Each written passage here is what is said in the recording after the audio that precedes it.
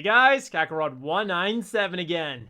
This time with a review of the 1/44 scale high-grade Gundam Griepe from the G-Unit manga series. And proportion-wise, this very Death Scythe Hell-inspired machine looks pretty damn good. It's lean, it's mean, but it's still gonna require a bit of work on your part. As with almost every model kit of the 90s, seam lines run right through the middle of almost every single part of this model kit. But what is unlike most 90s kits, at least in 1/44 scale, is a sheet of clear marking stickers.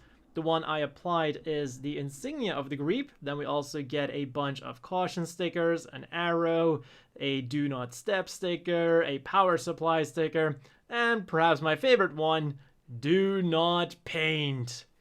Something you might want to do with this thing, but don't necessarily have to, because when we have a look at this relatively sizable sticker sheet, you do get stickers for every part that you would have to paint. 2 black stickers for the mohawk, a shiny red sticker for the V-fin, a black sticker for the chin, a black sticker for the crotch, 2 shiny red ones on the ankle guards, a big red one for the very Oz main camera, 2 light blue ones for the chest, and then a bunch of gold ones for thrusters, intakes, and vents. So technically speaking, the only thing you'd still have to paint is the top of the feet. What is less accurate, however, is his one and only weapon, the Beam Lancer. And yes, that is what it's called. Now, looking at it from afar, it does look pretty good. You have a really nice orange beam effect part that can be removed if you want to, but the big problem is when you put it next to him, it is way too short. Meaning that when you equip the Griepe with this weapon, rather than a very nice beam lance, or lancer I guess I should say, it looks less like a lance and more like an upgraded harpoon. At the very least, the polycap holding hands are very good at holding on to this harpoon. So let's forget about this harpoon and get on with the transformation.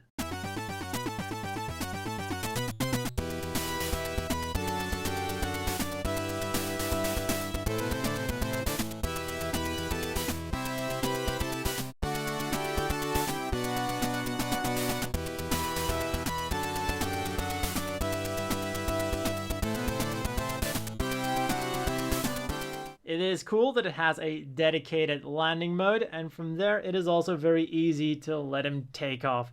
You just fold the legs back and fold the feet back, and there you go, the Gundam Griepe in transformed mode. It does feel like they took some cues from the Ashimar, but instead of transforming into a flying donut, it transforms into a flying Oz thing. Yeah, the top half transforms really nicely. It does look kind of cool, but the problem is when you look at it from the front, it looks kind of weird. It just feels like the lower body is sticking out and that you should just remove it along with the head. But yeah, the transformation is functional, and compared to some of the other transformations in G-Unit, this one is an actual transformation. In this mode, he also has access to the Buster Mega Particle Beam Cannon. You know, sometimes when you're naming things, less is more. And with the Griepe back in mobile suit mode, let's have a look at its articulation. The head is, as with most of the 90s model kits, on a single ball joint, will turn around, wiggle around, does everything a ball joint does, but doesn't really have a lot of up and down movement because it is pretty close to the torso. Then the shoulders are on simple pegs, will rotate around all the way, go up about that far nicely, go back down, will rotate around above the elbow, bent at the elbow on a single joint for 90 degrees. The hands are on ball joints, will wiggle around, turn around, and do everything a ball joint does. The waist will turn around all the way. For the legs, we get a lot of movement because, as you've probably been able to tell, we do not have any front skirts, side skirts, although they don't really move outward that much, and no back skirts, giving him pretty unprecedented articulation in that area for a Gundam Wing model kit. The legs are double jointed and do get a nice amount of bending. Then the feet are on a single ball joint, forwards a little bit, backwards really far for the transformation, will rotate around a little bit and also go side to side. Then the backpack, as you've been able to tell during the transformation, this thing is pretty articulated. It's on a hinge there, so it will go forwards and backwards. Will rotate around if you want to. And then you have an extra joint here to allow it to flap or to kind of move in front of it like a shield, kind of like the Death Scythe Hell can do. And then this flap here at the bottom will also move.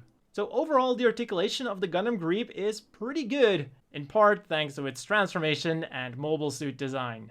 As always, the inevitable question is, do you want to buy this? And I'm gonna have to give the Gundam Griepe an At 1,000 yen, along with the Hydra Gundam, it is the most expensive G-Unit model kit out there. And it's also the one that will require the most work to look good. Just as the others, it will require painting, it will require seamline filling, but this one will also require some actual modification to look good. The length of the lance is unfortunate, and the streamlinedness of the transformed mode is equally unfortunate. With all of that being said, the Griepe still doesn't require that much effort that I would say don't bother at all. The ingredients for a great looking model kit are here, but you're gonna have to work to bring it out. So for people who really like the Griepe or G-Unit, I can recommend this. For people who just want a straight build experience, or even for people who are willing to go as far as painting,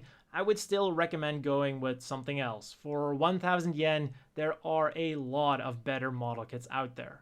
And I'm not just talking about modern model kits. Here he is next to the 800 yen LO booster and the much more impressive, also 1,000 yen Hydra Gundam. I would say that both of these model kits, whether it comes to looks, bang for your buck, and overall ease of building, completely blow the Griepe out of the water. Then to make the Gundam Griepe feel a little bit better, here he is next to the Heavy Arms and the Old Sandrock. While it might not be that great of a G-Unit model kit, if you look at it in the context of a Gundam Wing model kit, it is pretty damn good. Then here he is next to the modern Wing and Sandrock Gundam. And finally, here he is next to the standard size Gym Custom and the always bulky Zaku 3.